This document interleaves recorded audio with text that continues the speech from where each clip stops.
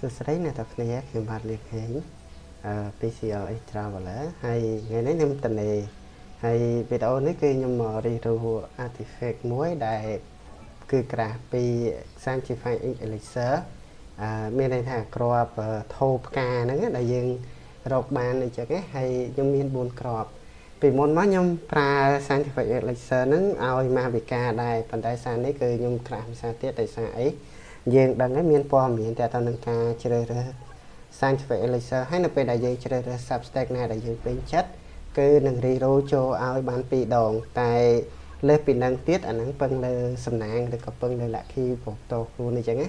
ហើយអាចារ្យខ្ញុំគឺអត់សូវល្អទេអ្នកនរគ្នាតែខ្ញុំក្រាស់បានគឺបានតែ3 stack ទេហើយខ្ញុំស្ដាយដែរបើបាន4 stack មកប្រហែលជាល្អអញ្ចឹងវីដេអូនេះខ្ញុំរីរូដែររីរូទៅវាបានគួរសមប៉ុន្តែខ្ញុំប្រាប់អ្នកនរគ្នាថាពេលដែលយើងរីរូពេលដែលយើង level up artifact ដែលប្រើអាក្រាស់ Sanctify Elixir ហ្នឹងគឺ2ដងចូលលើ crit rate ឬ crit damage ដែលយើងជ្រើសរើសហ្នឹងណាប៉ុន្តែវាអត់ប្រកាសថាយើងចូល crit rate និង crit damage អូតូម៉ាទិកថាមួយណាតែវា random ប៉ុន្តែដល់លើសពីហ្នឹងទៀតគឺលក្ខណៈថាអាហ្នឹងពឹងលើសំណាងហើយខ្ញុំនិយាយទៅសារនេះខ្ញុំដូរទៅខ្ញុំមាន4គ្រាប់ព្រោះតែខ្ញុំសំទុកទៅខ្ញុំនឹកគិតថា version 5.5 គេនឹងដាក់ឲ្យអញ្ចឹងណាអញ្ចឹងខ្ញុំគិតថាឥឡូវខ្ញុំទុកសិនចាំ version 5 update គឺខ្ញុំក្រាស់ចូលទុកឥឡូវចូល crit rate ម្ដងហ្នឹងអ្នកទាំងគ្នាបន្តមកទៀតដូចជាចូល crit rate crit damage ខ្ញុំបាន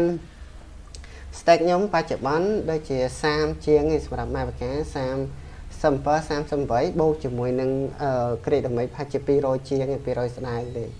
តែនៅពេលដែលខ្ញុំបានប្រើ Sanctify Elixir នេះគឺខ្ញុំអាចចូលបានគូសំឥឡូវដល់ level ទី16ហើយអញ្ចឹងវា random ឲ្យយើងតែសំណាងត្រង់ថាខ្ញុំ